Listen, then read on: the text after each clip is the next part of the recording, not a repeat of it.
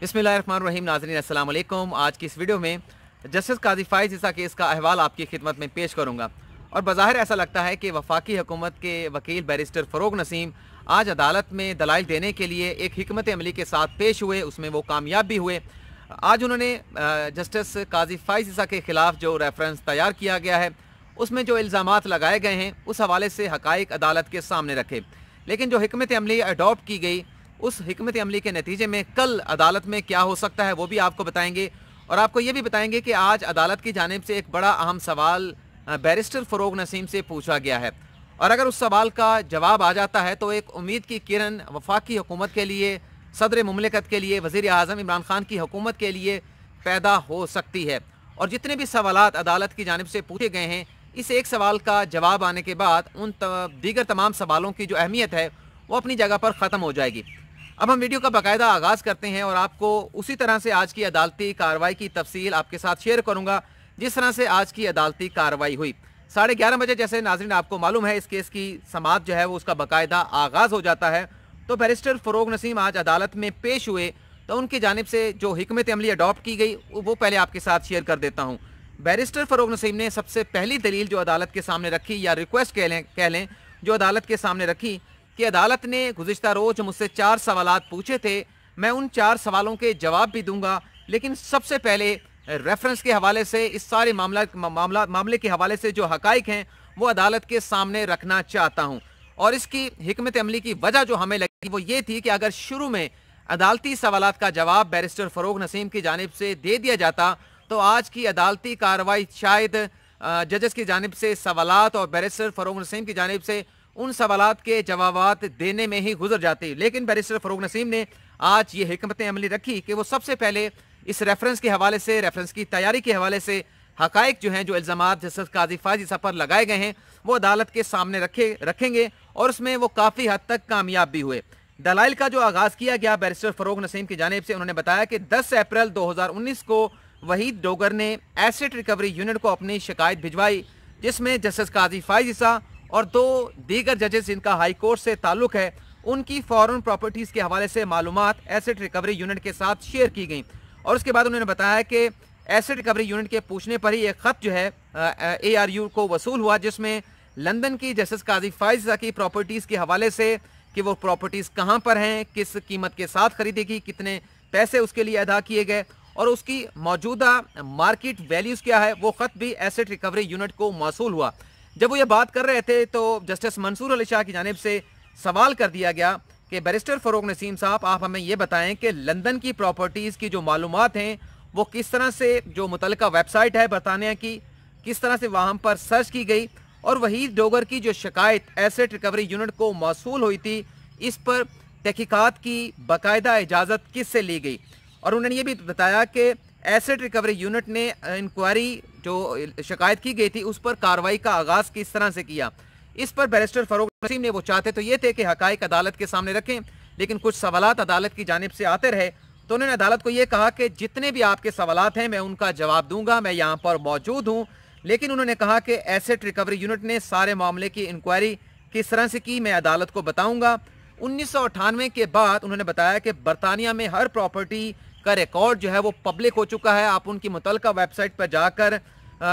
Specific properties की मालूमात जो है वो हासिल कर सकते हैं। और एसेट रिकवरी यूनिट कानून के तहत बनाया गया है, एसेट रिकवरी यूनिट को कानून की बैकिंग हासिल है, ये भी उन्होंने बात की। आगे चलकर वो ये कहते हैं कि जस्टिस काज़ी फ़ाइज़ ईसा के जो बच्चे हैं, जो उनकी अहलियाँ हैं, उन्होंने लंदन की प्रॉपर्टीज़ अपने गोशवारों में ज़ाहिर नहीं की, और जस्टिस काज़ी फ़ाइज़ ईसा ने भी ये प्रॉपर्टीज़ अपने गोशवारों में ज़ाहिर नहीं की। और उन्होंने ये बताया कि जस्टिस काज़ी फ़ाइज़ ईसा की जो अहलियाँ हैं, उन्होंने 2014 में जो गोशवारे फाइल किए थे इनकम टैक्स अथॉरिटी के पास, उसमें उन्होंने अपनी आमदन जो है वो 9,285 रुपये ज़ाहिर की थी। और उन्होंने अदालत को ये भी बताया अपने दलाइल में कि 2011 और 2013 में जब ये प्रॉपर्टीज़ ख़रीदी गई तो उस वक्त जस्टिस काज़ी फ़ाइज़ ईसा के जो बच्चे थे वो कमसन थे, वो हाल ही में फ़ारिगुल तहसील हुए थे अपनी तालीम से, तो किस तरह से वो ये प्रॉपर्टीज़ अपने नाम पर ख़रीद सकते थे, उनके पास वसाइल कहाँ से आ सकते थे। उन्होंने ये भी सवाल उठाया कि ये जो कहा गया कि जस्टिस काज़ी फ़ाइज़ ईसा की जो अहलियाँ हैं उनकी एग्रीकल्चर लैंड भी है, लेकिन रिकॉर्ड पर ऐसे कोई एविडेंस मौजूद नहीं है कि कोई एग्रीकल्चर टैक्स जो है वो जस्टिस काजी फाइज ईसा की अहलिया की जानिब से अदा किया गया हो। लेकिन जस्टिस मकबूल बाकर साहब यहाँ पर इंटरवीन करते हैं और सवाल पूछते हैं कि इस सारे मामले के ऊपर बज़ाहिर ये टैक्स का मामला लगता है, FBI ने कार्रवाई क्यों नहीं की? जिस पर बैरिस्टर फ़ारूक नसीम ने एक जवाब दिया। उस जवाब के ऊपर कमरा अदालत में बैठे हुए लोग भी हैरान हुए कि FBI ने इस खौफ की वजह से जस्टिस काजी फाइज ईसा या उनकी अहलिया के खिलाफ टैक्स के मामले पर कार्रवाई इसलिए नहीं की कि अगर वो जज या उनकी अहलिया के खिलाफ या बच्चों के खिलाफ कार्रवाई करते हैं तो उन्हें बहुत सारे मसाइल का सामना करना पड़ेगा, उन्हें कटहरे में लाया जाएगा, तो इसलिए उन्होंने इस पर कार्रवाई नहीं की। लेकिन जस्टिस उमर अता बंदियाल ये पूछते हैं फ़ारूक नसीम से आगे चल के कि आप मनी ट्रेल की बात करते हैं कि जस्टिस काजी फाइज ईसा ये फ्लैट किस तरह से ख़रीदे गए, इनके वसाइल क्या थे, उसकी मनी ट्रेल दे दें। लेकिन बज़ाहिर ये मामला टैक्स का लगता है, टैक्स एविजन का लगता है। टैक्स एविजन के ऊपर रेफरेंस किस तरह से फाइल किया जा सकता है? और उन्होंने ये भी कहा कि इस मुकदमे में आपने जो रेफरेंस फाइल किया है, आपने जस्टिस काजी फाइज ईसा पर कोई करप्शन का इल्ज़ाम नहीं लगाया। आपने सिर्फ ये इल्ज़ाम लगाया है कि जस्टिस काजी फाइज ईसा ने लंदन की प्रॉपर्टी जाहिर नहीं की, और ये भी इल्ज़ाम नहीं लगाया कि जस्टिस काजी फाइज ईसा के जो अहलिया हैं, जो बच्चे हैं, वो जस्टिस काजी फाइज ईसा के ज़ेरे कफ़ालत हैं। और इस बात का फिर एतराफ़ किया। मेरे ख्याल से ये थोड़ा सा डिज़ास्टर नुकसानदेह भी हो सकता है आगे चल के। बैरिस्टर फ़ारूक नसीम ने कहा कि जज साहब आप जो बात कर रहे हैं, करप्शन का इल्ज़ाम भी नहीं है जस्टिस काजी फाइज ईसा पर, और बच्चे उनके ज़ेरे कफ़ालत भी नहीं है। इस हवाले से हमने रेफरेंस में कोई बात नहीं की, बल्कि ज़ेरे कफ़ालत होने के हवाले से हमने कोई बात नहीं की। आगे चल के फिर वो अपने दलाइल का आगाज़ करते हैं और कहते हैं कि जस्टिस काजी फाइज ईसा के खिलाफ इंक्वायरी के लिए सदर मुमलिकत से इजाज़त लेना ज़रूरी नहीं थी, क्योंकि बार बार ये सवाल पूछा जा रहा था अदालत की जानिब से किसकी इजाज़त से ये इंक्वायरी जस्टिस काजी फाइज ईसा के खिलाफ उनकी फॉरेन प्रॉपर्टीज़ के हवाले से शुरू की गई। तो बैरिस्टर फ़ारूक नसीम ने इसे क्लियर कर दिया कि सदर मुमलिकत की इजाज़त इस हवाले से दरकार नहीं थी। लेकिन एक बात जो क्लियर की गई कि एक प्रॉपर्टी, जो लंदन की 3 प्रॉपर्टीज़ की बात की जाती है, बैरिस्टर फ़ारूक नसीम ने बताया कि एक लंदन की प्रॉपर्टी जस्टिस काजी फाइज ईसा की अहलिया ने 2011 में ख़रीदी थी, 2004 में ख़रीदी थी, लेकिन 2011 में उसकी मलकियत के हवाले से कुछ थोड़ी सी रद्द बदल की गई थी। लेकिन आगे चल के वो कहते हैं कि सुप्रीम जुडिशल काउंसिल रेफरेंस दायर होने पर मुअज़्ज़ज़ जज को नोटिस जारी किया गया। जस्टिस काजी फाइज ईसा को नोटिस जारी किया, अटॉर्नी जनरल का मौक़िफ़ भी सुना गया, जस्टिस काजी फाइज ईसा का जवाब भी लिया गया, और उसके बाद सुप्रीम जुडिशल काउंसिल उससे मुतमईन नहीं हुई तो फिर शोकास नोटिस जस्टिस काजी फाइज ईसा को जारी किया गया। लेकिन उस शोकास नोटिस को जस्टिस काजी फाइज ईसा ने सुप्रीम कोर्ट ऑफ पाकिस्तान में आईनी दरख्वास्त के जरिए चैलेंज किया। बेंच के सरबराह इस दलील के बाद उन्हें ये कहते हैं जस्टिस उमर अता बंदियाल, बज़ाहिर ऐसा लगता है कि टैक्स के कानून की पैरवी नहीं की गई, कि टैक्स कानून के तहत ये प्रॉपर्टीज़ जो है वो गोशवारों में जाहिर की जानी चाहिए थी। लेकिन आइन का आर्टिकल 209 जो है वो अदलिया को तहफ़्फ़ुज़ भी फराहम करता है। लेकिन जस्टिस मकबूल बाकर यहाँ पर यह कहते हैं कि इस मुकदमे के हवाले से कोई नुक्ता भी जो है उसे अधूरा नहीं छोड़ा जाएगा, हर नुक्ते का बाकायदा जायज़ा लिया जाएगा, और ये भी ज़रूरी है कि हर एक का मौक़िफ़ इस मुकदमे में सुना जाए। कोई शॉर्टकट का रास्ता इस मुकदमे में नहीं है। लेकिन जस्टिस मंसूर अली शाह ने यह सवाल पूछा कि वहीद डोगर, जिन्होंने जस्टिस काजी फाइज ईसा के खिलाफ ये कंप्लेंट फाइल की थी, उन्हें जस्टिस काजी फाइज ईसा के नाम के जो स्पेलिंग थे वो भी अच्छी तरह से याद नहीं थे। जो बरतानिया की जो वेबसाइट है जहां पर आप जाकर किसी की प्रॉपर्टीज़ का अगर नाम आपको मालूम है आप पता चला सकते हैं, जब स्पेलिंग वहीद डोगर को मालूम नहीं थे कि जस्टिस काजी फाइज ईसा किस तरह से लिखना है, तो उन्होंने वो वेबसाइट पर सर्च जाकर वेबसाइट पर उस प्रॉपर्टी के हवाले से सर्च जो है वो किस तरह से किया। लेकिन जस्टिस महबूब बाकर से ये सवाल उठाते हैं कि वहीद डोगर, जिन्होंने जस्टिस काजी फाइज ईसा के खिलाफ ये कंप्लेंट फाइल की थी, वो किस मीडिया में काम करता है, उसका माजी क्या है, उसके कवायद क्या हैं, क्या उसका जायज़ा एसेट रिकवरी यूनिट से लिया गया, ये मालूमात क्यों नहीं ली गई, ये सवाल उठाया गया। और ये भी कहा गया कि इस मुल्क में बहुत से काम जो है वो गायब से होते हैं। जस्टिस मकबूल बाकर ने कहा क्या ये काम भी किसी गायब से नहीं किया गया। लेकिन जस्टिस उमर अता बंदियाल ये कहते हैं कि गैर मुल्की जो जायदादें बच्चों के नाम पर ख़रीदी गई हैं, 2009 का ये रिकॉर्ड बताता है कि जस्टिस काजी फाइज ईसा की बतौर वकील आमदन 3 करोड़ 72 लाख रुपए थी। और इससे ये लगता है कि बतौर वकील जस्टिस काजी फाइज ईसा उनके पास काफ़ी पैसा भी था और वो कामयाब वकील थे, जिस पर बैरिस्टर फ़ारूक नसीम ने कहा कि हम भी क्या कहते हैं कि उनके पास अगर ये वसाइल थे तो किस तरह से उन्होंने प्रॉपर्टीज़ खरीदी, इस हवाले से मनी ट्रेल जो है वो अदालत में पेश कर दें। लेकिन जस्टिस उमर अता बंदियाल ने कहा कि आप हमें जस्टिस काजी फाइज ईसा की बदनीयती के हवाले से या करप्शन के हवाले से हमें कोई चीज़ ला कर दिखाएं, ऐसा कुछ बताएं जिससे कुछ जुर्म जो है वो जज का साबित हो। और उन्होंने ये भी कहा कि जज जो हैं वो शीशे के घर में रहते हैं लेकिन वो भी जवाबदेह हैं और आइन के तहत जजेस पर जो ज़ाती हमले होते हैं आइन उन्हें तहफ़्फ़ुज़ फराहम करता है। हमें कुछ ऐसा दिखाया जाए जिससे ये साबित हो कि जायदाद जस्टिस काजी फाइज ईसा की है लेकिन उन्होंने अपने बच्चों के नाम के ऊपर ख़रीदी हैं। और ये जो कहा जा रहा है कि बच्चे उनके ज़ेर कफ़ालत नहीं है, आप रिकॉर्ड पर ऐसा डॉक्यूमेंट्स लेके आएँ, कानून से ये साबित करें कि अहलिया और बच्चे जस्टिस काजी फाइज ईसा के ज़ेर कफ़ालत हैं। नाज़रीन, दो अहम पॉइंट्स हैं इस वीडियो के आखिर में, उन पर भी हमने बात करनी है, बड़े अहम पॉइंट हैं, वो आगे चल के इसके साथ मैं डिस्कस करूँगा। लेकिन ये भी कहा गया कि अगर ये पैसा बैंकिंग चैनल के ज़रिए बाहर भेजा गया था तो ये मनी लॉन्ड्रिंग किस तरह से हो सकती है, जिस पर बैरिस्टर फ़रोग नसीम ने कहा कि बिल्कुल अच्छी बात है, तो जस्टिस काजी फाइज ईसा जिस बैंक से उन्होंने पैसा बाहर भेजा वो रिकॉर्ड जो है वो लाकर दिखा दें। तो इसी तरह से बहस चलती रही। आगे जाकर बड़ी अहम बातें हुई कि किस कानून के तहत जस्टिस मंसूर अली शाह ने पूछा कि जस्टिस फाइज ईसा जो है वो मनी ट्रेल देने के पाबंद हैं। कौन सा कानून जस्टिस काजी फाइज ईसा पर को ये पाबंद बनाता है कि इन प्रॉपर्टीज़ के हवाले से वो मनी ट्रेल जो है वो फराहम करे। और उन्होंने ये भी कहा कि आप सवाल उठाते हैं कि जस्टिस काजी फाइज ईसा जवाब नहीं दे रहे, लेकिन जस्टिस काजी फाइज ईसा ये कहते हैं कि मेरी प्रॉपर्टीज़ ये नहीं है, प्रॉपर्टीज़ के हवाले से अगर कोई सवाल पूछना है मेरे बच्चों से पूछें, मेरी अहलिया से पूछा जाए, मुझसे ये सवाल जो है वो क्यों पूछा जाता है।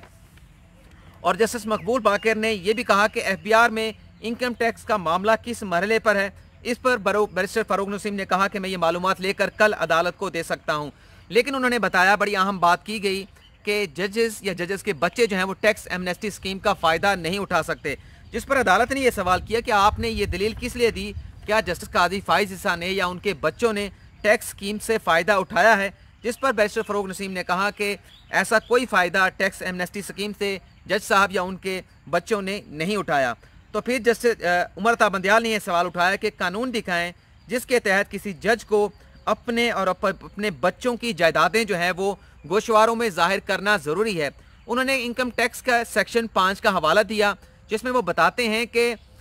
तमाम जो लोग हैं उन्हें तो अपनी फॉरेन प्रॉपर्टीज़ अपनी और बच्चों की जाहिर करना ज़रूरी है, ये कानून इस बात का तकाजा करता है। लेकिन उसी कानून में इस्तिस्ना दिया गया है, एग्जेम्प्ट किया गया है कि जजेस और उनके बच्चों के हवाले से ऐसी कोई चीज़ जो है वो कोई कानूनी पाबंदी नहीं होगी। लेकिन जस्टिस काजी फाइज ईसा ने यह भी सवाल किया, जो एमनेस्टी स्कीम की आप बात करते हैं, एमनेस्टी स्कीम में भी जजेस और उनके बच्चों पर उसका इतलाक नहीं होता, लेकिन ये बात ज़ेर कफ़ालत बच्चों के हवाले से की जा रही है। यहाँ पर आपने ये भी साबित करना है कि जस्टिस काजी फाइज ईसा के अहलिया और बच्चे उनके ज़ेर कफ़ालत हैं। जस्टिस याहिया अफरीदी ने यह सवाल पूछा, बड़ा टेक्निकल सवाल था, कि ये बताएं कि जो रेफरेंस भिजवाया गया है सदर मुमलिकत की जानिब से, क्या सुप्रीम जुडिशल काउंसिल इस रेफरेंस को मुस्तरद कर सकती है, डिक्लेरेशन दे सकती है। जिस पर जस्टिस बैरिस्टर फ़रोग नसीम की जानिब से कहा गया कि सुप्रीम जुडिशल काउंसिल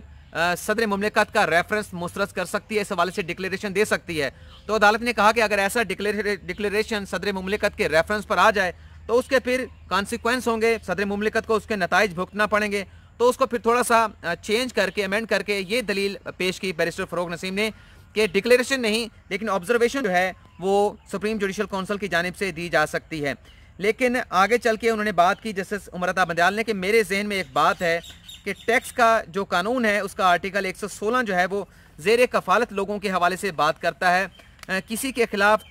मुनासिब मवाद की मौजूदगी को कानून से साबित करना ज़रूरी है, मतलब अगर सफिशेंट मवाद मौजूद है तो उसे कानून के तनाज़ुर में आपको साबित करना होगा। और बैरिस्टर फ़रोग नसीम से यह कहा कि आपके जो भी आर्गूमेंट्स हैं आप इसके तहरीरी जो मारूज़ात हैं वो भी पेश कर दें। अब हम आपको बताते हैं कि जो बड़ा अहम सवाल पूछा गया, सवाल ये पूछा गया, जैसा कि मैं आपको बताता भी रहा हूँ कि रेफरेंस की तैयारी में कहीं ना कहीं सुकम या कोताहियाँ या गैर जिम्मेदारी नज़र आती है। आज जस्टिस उमर अता बंदियाल ने यह सवाल पूछा कि अगर रेफरेंस की तैयारी में कोई सुकम है, कोई नुक्स मौजूद है या कहीं गलती हुई है, क्या सुप्रीम जुडिशल काउंसिल उस नुक्स को नज़रअंदाज करके उसमें जो मालूमात बड़ी अहम फराम की गई है उन मालूमात की बुनियाद के ऊपर अज़ खुद कोई कार्रवाई करने की मजाज है? ये बड़ा अहम सवाल पूछा गया है। कल अगर बैरिस्टर फ़रोग नसीम इसका जवाब दे देते हैं तो मेरे ख्याल से बाकी जितने सवाल हैं कि एसेट रिकवरी यूनिट की अहमियत क्या है, एसेट रिकवरी यूनिट की कानूनी हैसियत क्या है, किस तरह से उसने कार्रवाई का आगाज़ किया, ये तमाम सवाल अपनी वक़्त खो बैठेंगे, क्योंकि बदनीयती का इल्ज़ाम लगाया जा रहा है कि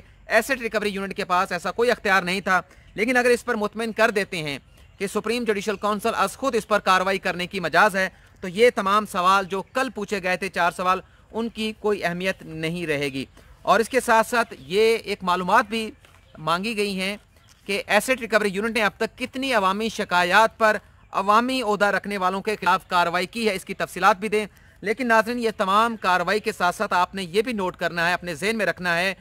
कि आर्मी चीफ की एक्सटेंशन के हवाले से जब मामला सुप्रीम कोर्ट में आया था, तो वजारत कानून ने किस तरह से एक नोटिफिकेशन की तैयारी करने में कोताहियाँ की थी, या एक ऐसा नोटिफिकेशन तैयार किया जाता था जिसे अदालत की जानिब से मुस्तरद कर दिया जाता था। और अदालत ने यह ऑब्जर्वेशन दी थी कि क्या कहीं वजारत कानून में बैठे हुए लोगों की डिग्रियां जाली तो नहीं, जो एक नोटिफिकेशन नहीं बना सकते। और वजारत कानून की कारकर्दगी को भी आपने जहन में रखना होगा कि जब से वज़ीर आज़म इमरान खान की हुकूमत आई है, उनका जो कवानीन में या इदारों में रिफॉर्म्स लाने का एजेंडा है, उस हवाले से वजारत कानून की कारकर्दगी क्या है। बाबर अवान साहब वज़ीर आज़म इमरान खान के जो मुशीर हैं, वो अब रिफॉर्म के हवाले से जो वजारत कानून काम नहीं कर सकी थी, वो अब मामलात जो हैं बाबर अवान साहब ने संभाल ली हैं। बल्कि एक स्टेटमेंट में डॉक्टर बाबर अवान की जानिब से ये भी कहा गया था कि मौजूदा पार्लियामेंट कानून साजी को लेकर मुल्क की तारीख की 70 साल तारीख की नाकाम तरीन पार्लियामेंट है। और उन्होंने इस बात के अज़म का इजहार किया था कि जो रिफॉर्म लाने का मैनिफेस्टो है वज़ीर आज़म इमरान खान का, अब वो इसके ऊपर काम करेंगे। तो ये 2 बातें भी आपको अपने जहन में रखने की ज़रूरत है इस सारे मुकदमे के साथ साथ। अब हम आपसे इजाज़त चाहेंगे, अगली वीडियो में फिर मुलाकात होगी।